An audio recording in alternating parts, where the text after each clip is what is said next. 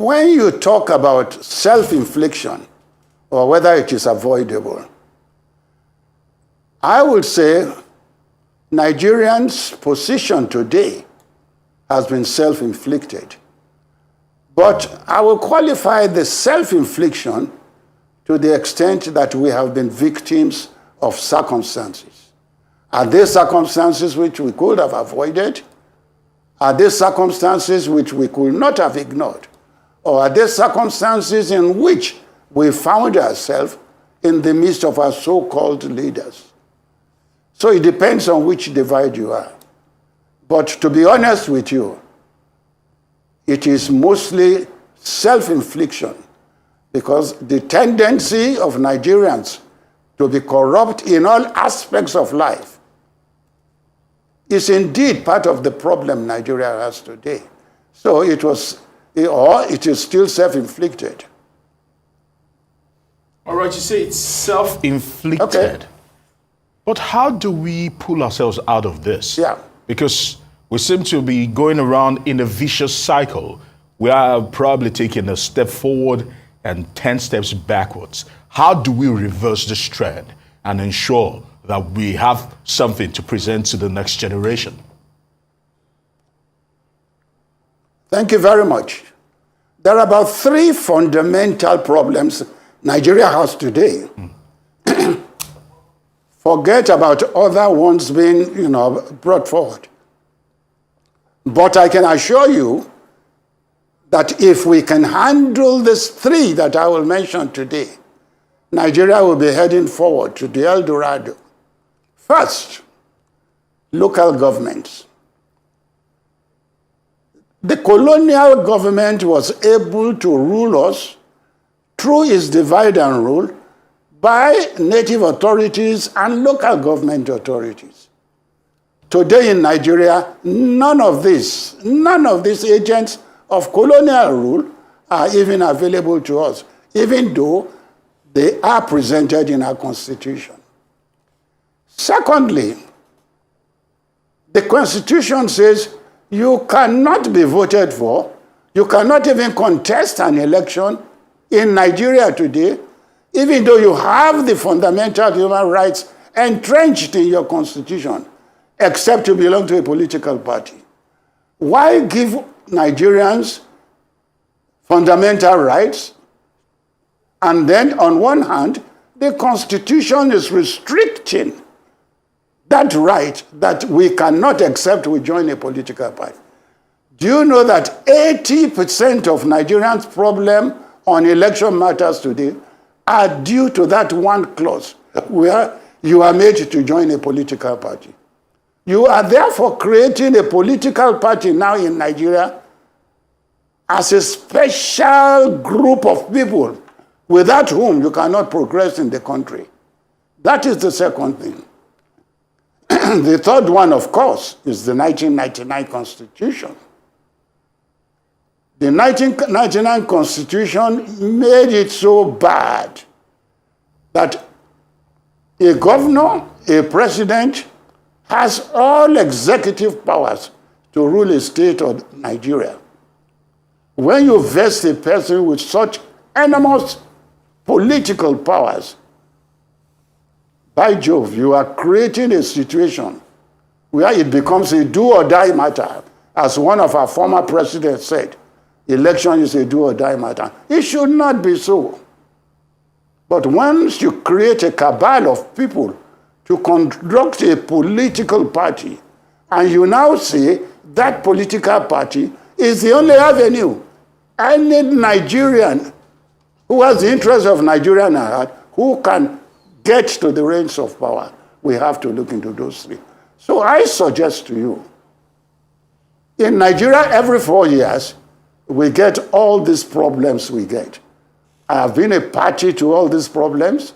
I have discovered that most of these problems are created by the political party that surrounds us. To be a member of a political party is not enough for you. You must strive to be in the center of that political party so that you can get the position of being nominated or dictating who is to be nominated. And in Nigeria today, all this needs money. So you discover that without money, you cannot join a political party and be heard. You cannot hold any relevance in a political situation if you don't have money. So what do we find? That the political party is the center of all these troubles we have. But if you want to amend the Constitution to say, look, you have no right to give us fundamental human rights that governs all other ways of life, but you are restricting us that we cannot vote or be voted for any position of governance except we belong to a political party. Please, let us all Nigerians stay together and remove that clause. Remove it, and you will see the progress we are making. Secondly, the question of local governments. Please, please, please, can it be amended? I tell you, it cannot be amended today, even though there are provisions in the Constitution. Why it cannot be amended? Let us be honest with ourselves. The people you are asking to amend the Constitution are the same people who are perpetrating this inequality. How do you want them to do it? The politicians today are sitting on plenty of naira money. But before they get to that money, to exercise the right on that money, they need to spend money. So that system that allows a political party to control, now we have to think, who are going to change it? Members of the House, members of the National Assembly, all the state assemblies, to amend it. Where will you get that from? You can never get it.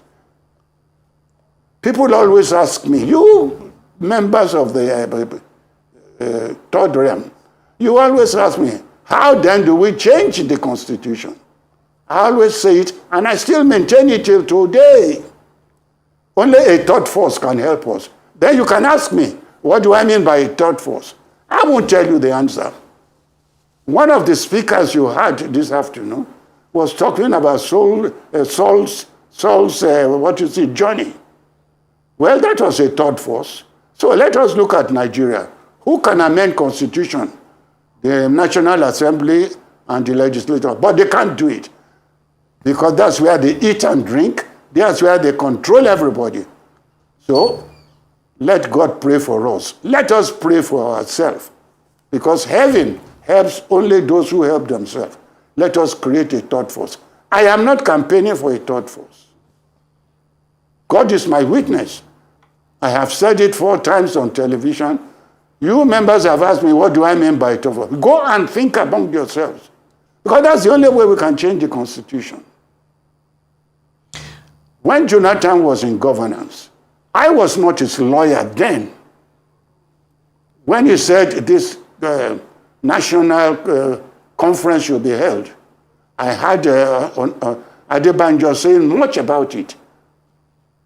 But I said in public statements that the basis upon which Jonathan was creating that National Assembly was in law, because there was no law creating it, no law to enable it to, become a reality. And I said it will fall and it will fail. And it did fall and fail. Jonathan is one of the most gentle men you can think of. I became his lawyer and acted for him 16 months after he left the presidency. And I learned a lot about him. I am not saying this to praise him, but I discovered that he was willing to help Nigeria. It was during his time. He said this subsidy should be removed. But look at the trade unionists today shouting, calling on us to come and go on strike, when they were the one 14 years ago when Jonathan said, come and remove subsidies so that you and I, the poor ones, will suffer less. The same trade unionists today, I remember all of them. I was a trade unionist for 16 years. I studied industrial relations in Ruskin College in England. I became a general secretary of my union. I handed over my union to late Alhaji Adebola before I went to the university to study law again. When they were told, oh, Jonathan is ready to remove subsidy, the same and the hierarchy of that same trade union are still within the same government today. And they're asking you and I to come and go on strike. When they are the most beneficiaries. Look at the so-called NOPENG, or what they call. The refineries were not working in Nigeria for almost 15 years. Most of their members were working in this refinery, collecting salaries, and they never thought that, how can we be collecting salaries all these years? And they are union members. I am not saying don't go on strike. I'm not saying go on strike. But, once foolish, or I don't know how Imbos put it, I won't be foolish the second time. When they had the opportunity 14 years ago, 12 years ago, to fight for you and I, so that this subsidy will have been removed during Jonathan's time, who meant so well for us, they refused. They said they were going to go on strike. The same trade unionists today are now saying they are going on strike. They are because the subsidy has been removed. Let them go and think twice. Let us all work together. In the circumstances we have found ourselves today, and let us see how we can help each other, because Nigerians' problem is so great. Now, let me look at another aspect of Nigeria today. Corruption has eaten into every aspect of our life. I was telling my young son last week, I said, when God was going to create the world, he called his angels. They said, look at this place called the earth. This is Africa. I want to create countries there. But I want to distribute the wealth I'm going to put into this country. So he started. Morocco, Algeria, he was putting gold, manganese. When he got to Nigeria, lo and behold, the angels had to hold the hand of God. Baba, what is wrong? You are putting everything into this country, gold, manganese, this one. What is wrong? What is special about these people? You know what God told the angels? He said, don't be in a hurry. You wait and see the type of people I will put. Then you won't be jealous. Today, the problem in Nigeria is the brainchild of us, all of us Nigerians. We are all crooks. Let me be clear with you. We are all crooks in Nigeria. We always find a short way to any law. Today, we were told, 600 people were caught stealing gasoline or whatever. Today, again, we are still back to the same, losing 600 barrels. And these people know who are stealing it. But you and I cannot talk. So we have to pray to God. Nigeria has to be changed. One, the constitution has to be jettisoned in the area I've just mentioned.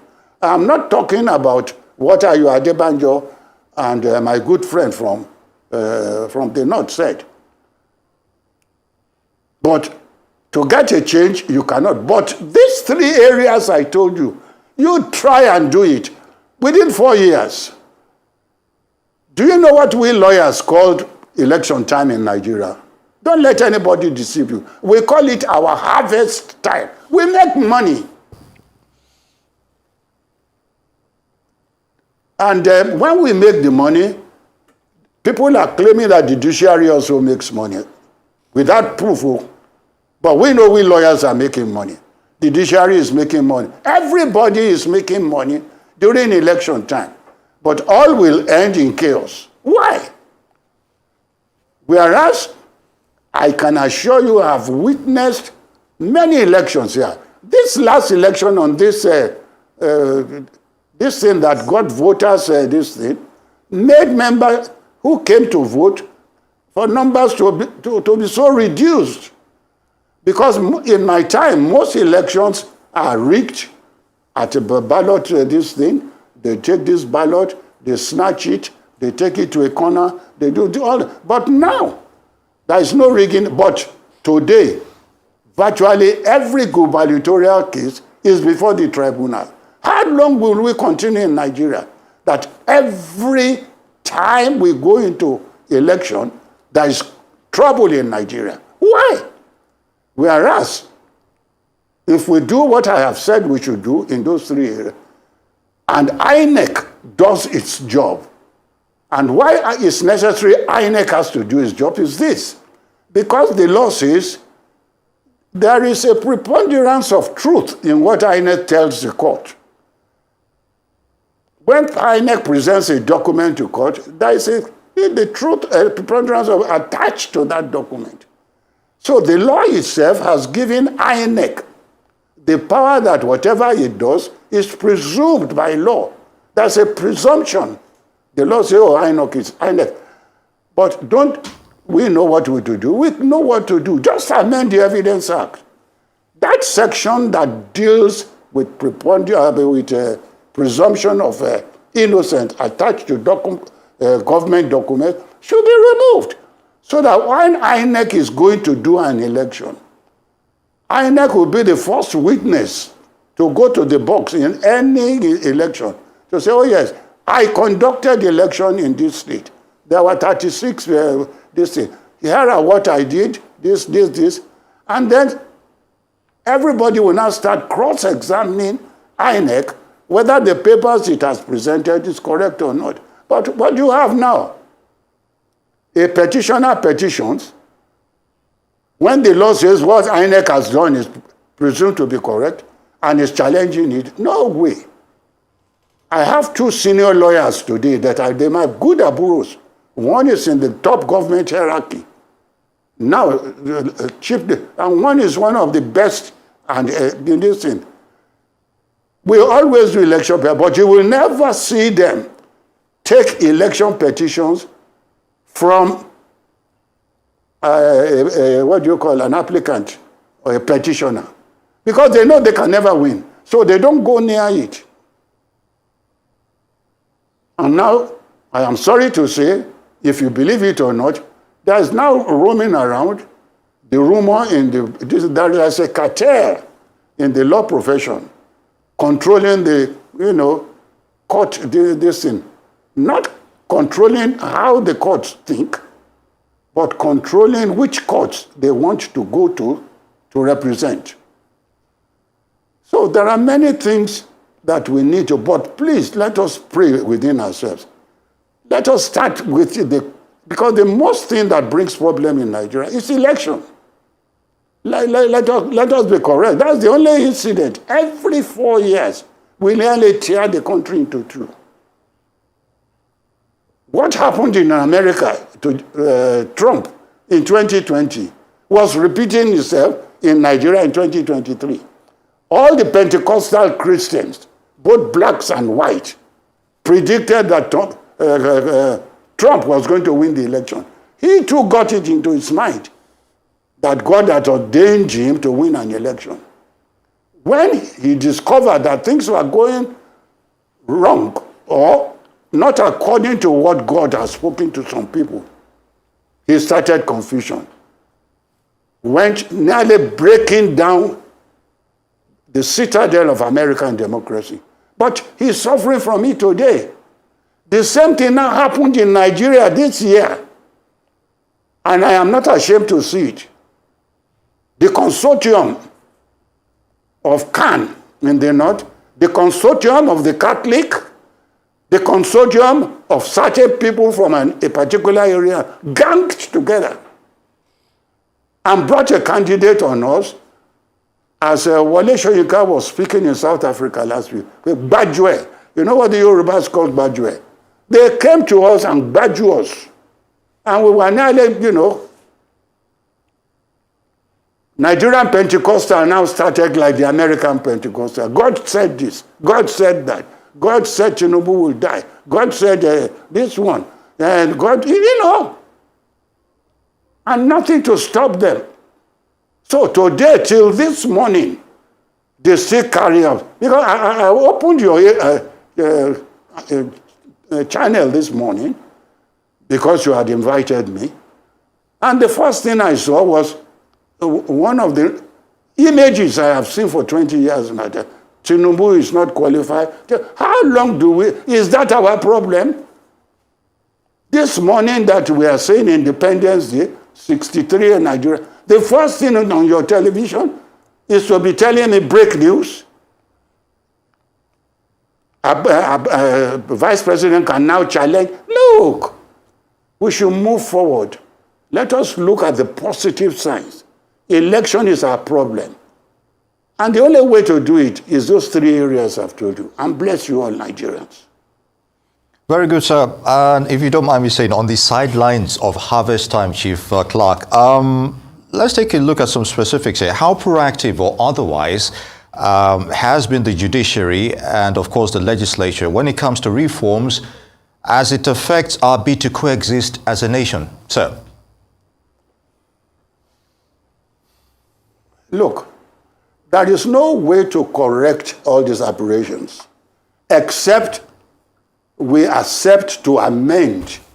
Because when you say, I, Robert Clerk, as a single individual, I have to go and join a political party before I become an activist in governance, that means you are asking to go and be stealing, because that's what you are sending politicians to do in Nigeria today by your system. Every politician is going into politics today to amass wealth. Let them come and confront me on it. I have a young lawyer in 1959 going first to the Senate. He told me, oh, Chief Clerk, sir, I am going to contest for the Senate. He became the Senate president. He today became head of this thing, all within this 15. And I know his the difference in his status today. So when this Constitution of Nigeria asks you to go and contest an election, and you are being sponsored by a political party, they are sending you into the wilderness to go and steal. We must stop all. If monetary consideration is removed from our politics, you will see the change.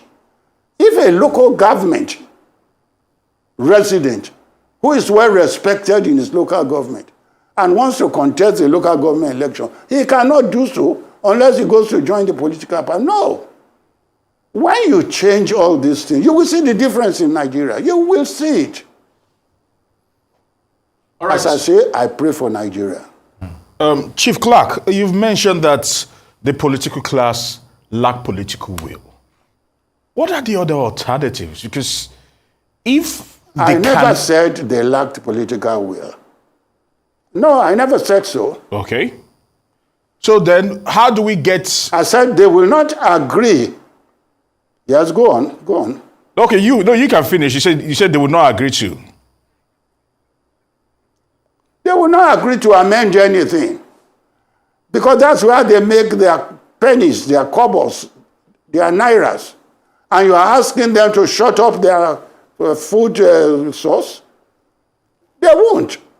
You and I cannot amend the Constitution. The Constitution says to amend me, you must have 2/3 of a state assembly. You must have 2/3 of the, you know, where will you and I get such votes together? When are we going to gather people like that around? We won't be able to. And the people you are asking, you want to destroy their source of food? Let any politician under this 1999 Constitution who denies what I'm saying, let him trace his source of income to 1999. And if he's been in governance for 4, 5, 6 years, let him come and tell us how much he's making from it now. They are all making fantastic money. So they will not change what brings butter and bread to them. But as I said, a third force is the only, that is God's prayer. That's my prayer to God, that God should use his third force to change their minds, to agree, to change this. So are we resolving that only the metaphysical can help Nigeria at this dire strait right now?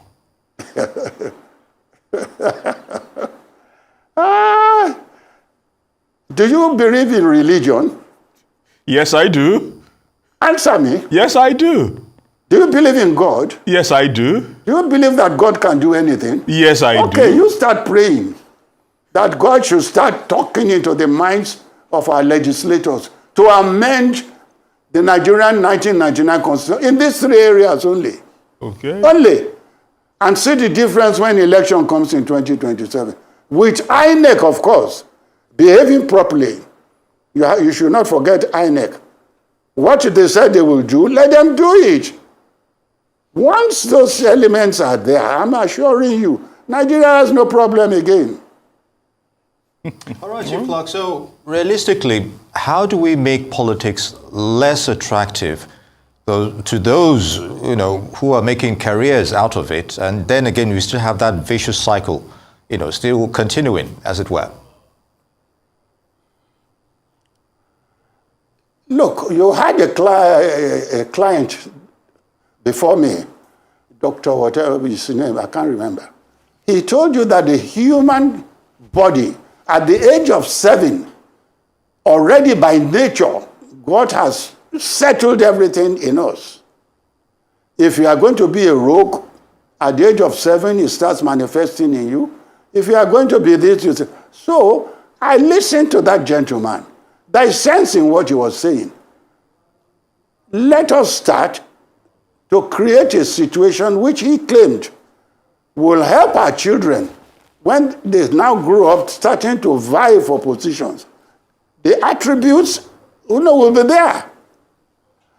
And of course, if you are a genuine human being with good conduct and all those things the gentleman was saying, you'll be ready to take positions, knowing fully well that you are not going to spend your money, your life. Some people sell their whole house. For instance, when Buhari was telling the whole that to contest for presidency, go and pay 1.5 million.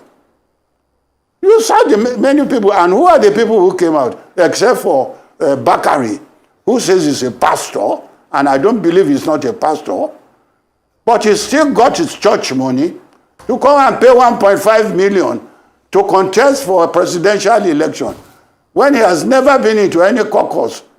During this time, I knew he was a politician before. When you ask him now, where did he get the money to pay 1.5? He will say it's the church members who get. But no church member will tell him to go and contest for an election when they know he can't win. Many of them came in paying 1.5 million, 1.5 million. Where did they get it from? When the situation is normal, like I'm telling you and I now, that there's a level field where no money is demanded from us, genuine people will not be afraid to come forward.